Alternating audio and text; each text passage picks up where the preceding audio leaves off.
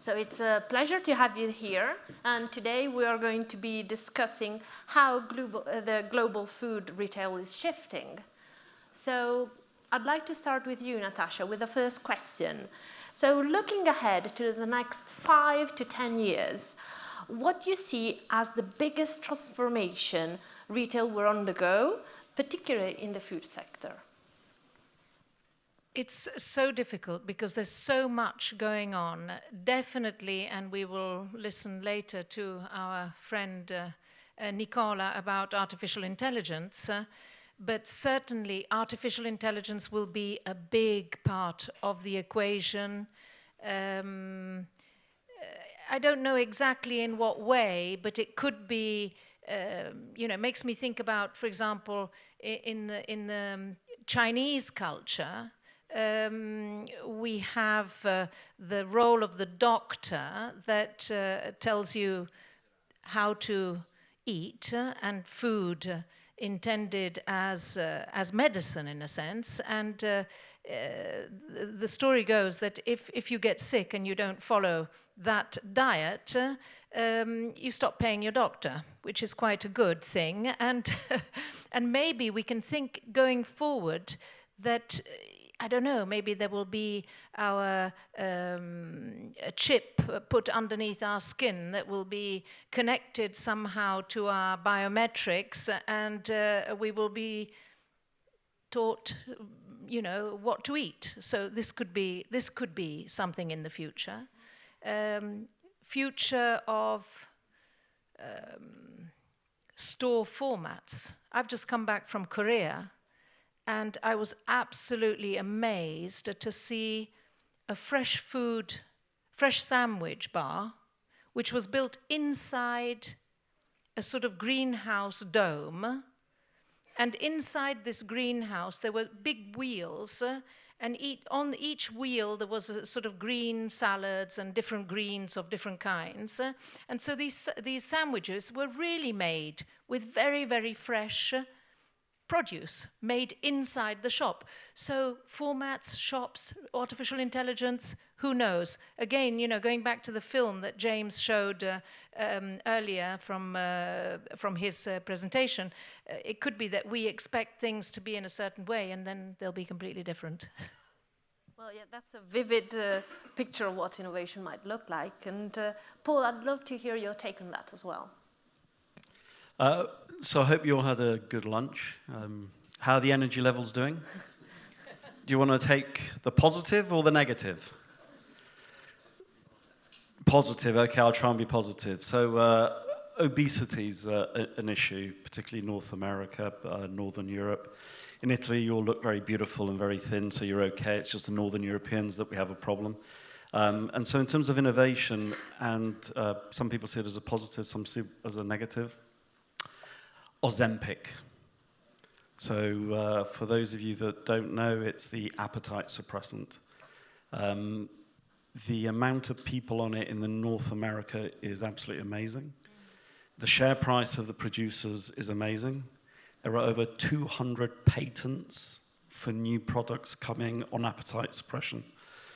So if you're in the food industry, without a doubt in the next 5-10 years, people are going to look a lot more beautiful, a lot more handsome, but the problem is they're going to consume a lot fewer calories. So there's no doubt about it, in a lot of the manufacturers I speak to on the branded side, they are already worried about it.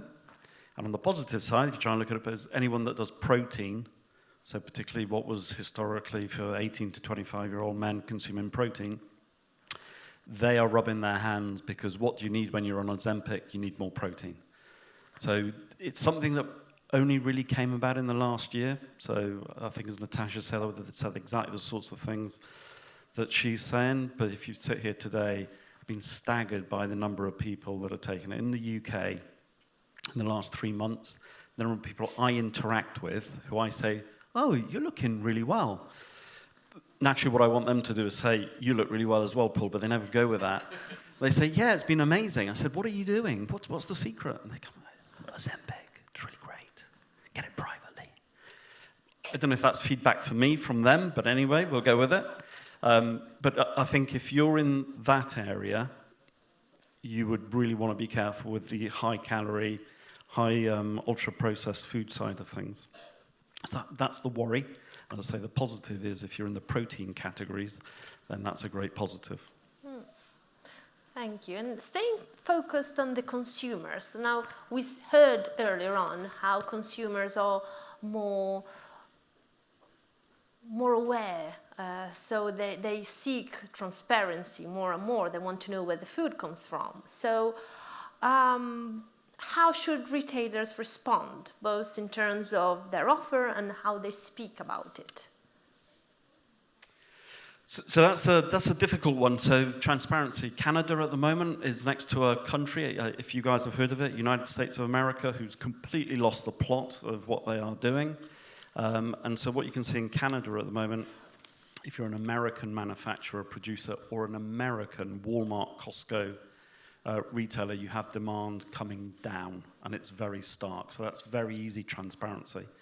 If you think of what James was talking this morning, we all know what the common sense thing is to eat, but if you follow either YouTube, Instagram, the podcasts, I'm still not clear exactly what should you eat. So should I be eating more protein? But if I take the protein from a supplement that's ultra-processed, is that going to kill me? It's really confusing. On this one, I haven't got a positive answer, which is I don't think that until government legislates, which needs all the EU states to get with the program, it needs the British to remember they're part of Europe, but until the governments legislate and say this is the answer, we will not get clarity for the consumer. I think in France they've made a lot of good progress on some of the labeling on, but that's now coming out of circulation. And I think last week or 2 weeks ago, Tesco is actually calling for mandatory labeling. But as we stand here today for the food industry, it is too difficult to get everyone together to agree what that labeling should be. And that's because the scientists can't really give one concise answer of what's good for you. A little bit, again, to what James was saying, I suspect if you listen to what your grandmother told you to eat, that's probably the best advice you can get. Okay. So, well, in my view, yes, obviously the countries need to legislate and they need to make laws abidable and very clear. But behind it all, I think that there is more and more a desire for all of us to go back to our values. So I think that wherever there are shared values about what's right and wrong, and this is obviously debatable, but where there are values and where we have shared values in the whole supply chain from the beginning to the end, we can start making a difference. I remember a few years ago, I was with some colleagues from our quality department, actually, and we went to visit a production site in Malaysia that was producing coconut water. It was very good. It was the trend at the moment, at that time, coconut water. There was Madonna doing all the adverts and everything, so everybody was drinking coconut water. We struck a deal which was a great deal, good price and everything. But we actually visited the production site. And we saw the people that were all sort of immigrants from countries where, you know, you had to pay from Myanmar and places like that. They were all cutting open these coconuts with bare hands, with a sort of round saw. They were living in containers without basic requirements, and we had struck a good deal. I remember sitting at the lounge, the business lounge at the airport in Kuala Lumpur, and talking to my quality manager who's here this evening, today, Eduardo, and we discussed, and we said, you know what? We can't do this. We can't do this. And so what we thought about was, we've got such a good deal that we can actually pay more for this product. So we had the idea of saying, we'll go to the entrepreneur, to the manager, and say, look, we'll pay you X more, 10 cents or whatever it was. I can't remember, for each pack or whatever it was. And if you can guarantee that you're going to use this to improve the working conditions of the workers. We found that this was a very difficult operation to do, and we backed out. But I do think that the future will bring back common values, however sort of modern and ultra sort of intelligent and whatever artificial. I think that we thrive on values that are important to us as human beings. Otherwise, there's no point in us being here at all. And so I think that values will be a part of many decisions that we take in the future. Maybe just build on what Natasha said. If you fundamentally believe humans behave economically sensitive, is how many of your businesses have a bonus scheme that drives those values?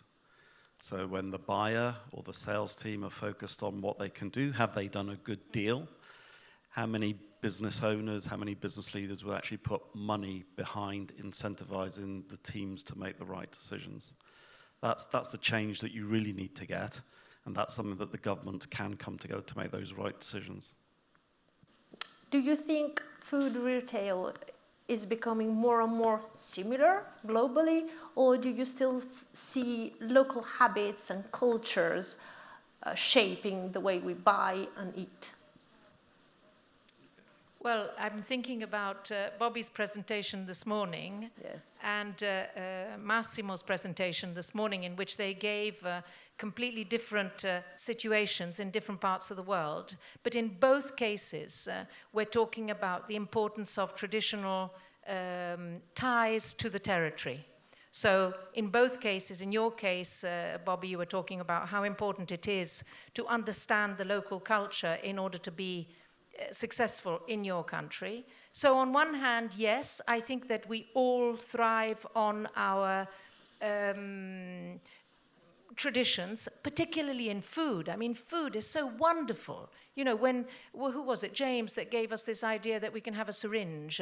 I mean, how absolutely, what a waste of time. I mean, the best thing to do is to go out for dinner and to talk and to speak and to share our views on food. So I think that food will continue to be incredibly important and incredibly varied throughout the world. Nevertheless, global corporations do their best to flatten out the offer. Again, you know, I've just come back from Korea, so I'm excited about everything that I saw there. I cannot tell you how many bakeries there are in Korea. Every 2 or 3 meters, you see a sort of French patisserie with croissants and baguettes, and you sort of think, but this is a rice-eating country. How did this happen? And apparently there's a history behind it. I mean, in the 50s, the US had an excess of wheat and corn, and so sort of said, well, Korea's a pretty good place that we can do whatever we want with.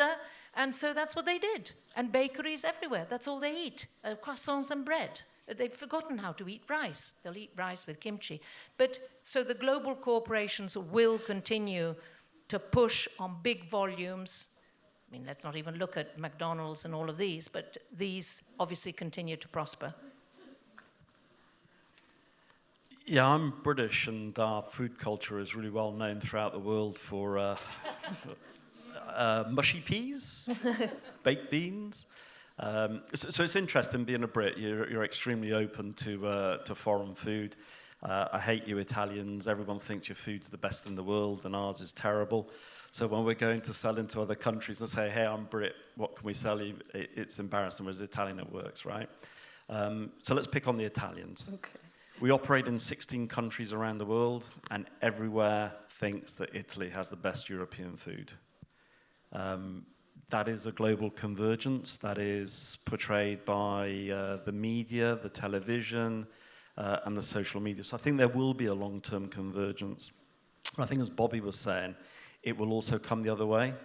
So, Lint, I'm sorry, Bobby, about this, but TikTok, anyone spotted TikTok Shop starting to try and compete with Amazon Yes. Marketplace? Yes. They put the Dubai chocolate lint on. In less than 2 hours, they sold £500,000 of that product just in the UK. So I think cultures are more open to it, but I think you will still keep that slightly local tradition of the taste. I think there's quite a lot of research that shows that by the time you're 8 or 9, your pecking order of food types is pretty much already made by the influence of your parents and where you eat. Most men have chosen what beer they're going to drink when they're older because of what their father drinks. So you can see if it's 8, it's going to take a long time for that direction of travel to change. Also, sorry, we must remember the origin of the raw materials and where they are available. So again, here we go back to the supply chain business, and if something is no longer available, then we're going to have to compromise and eat rice or bread or potatoes or whatever is available at the time. So there's also that element in it. There's an interesting bit on raw materials. So in the we sell about 5,000 products, and in most markets, top 3 product is canned chickpeas, which is mind-blowing, right? So the reason is because it's a raw ingredient. So in the Middle East, it might be changed into hummus, and in other territories, it might be part of a stew with meat. So it's a raw material. The other one that always makes it is pizza margherita. And initially, in our sort of very Western and hoity-toity, we thought, hey, if they like the pizza margherita, we put some salami on it, pepperoni, we have a hot American, it's great. And it doesn't sell. And the reason is they take the pizza margherita and then they put what they want on the pizza margherita. So it's that base ingredient line, which does converge, but then you do get the local twists in each territory. And so fusion, as you were saying, fusion is very much... I can't remember who I was talking to this morning about the fact that you have Japanese food in Europe, and it's completely different, really, to Japanese food in Japan. My favorite Indian food is Indian food in London, but actually, I go to India, it's very different. And Italian food abroad is very different to Italian food here. So I think, yes, there is this adaptation of food around the world. And I think the cultures will continue, but more and more fusion-like. Fusion. It's interesting. So I'm actually half Spanish, half English. Went back to the UK when I was 8. The UK people were very confused. They thought all Spanish people were called Pedro. And when we showed them chorizo, they were really confused, right? So this sort of story gets a bit more interesting. So in Sainsbury's, every Monday, we would review the sales of everything the previous week, done by the CEO. It was very frightening because you were literally torn to shreds in front of everybody. And you had about 40 people in the room. I remember James Bailey, who's currently the CEO of Waitrose in Sainsbury's, he had put on a plinth end, a gondola end, a chorizo, notice chorizo selection. And this was escalated by the stores as a disgrace that at Christmas week in Sainsbury's in the UK, we should have chorizo. Terrible. So my journey was a place where no one understood it. It was making it into the number 2 in the UK on a Christmas week. Having escalated as a terrible decision, we actually looked at the sales, and it was outselling most of the other products on the plinth. But that is a 25-year journey where it does start to change, and again, it converges in the long term.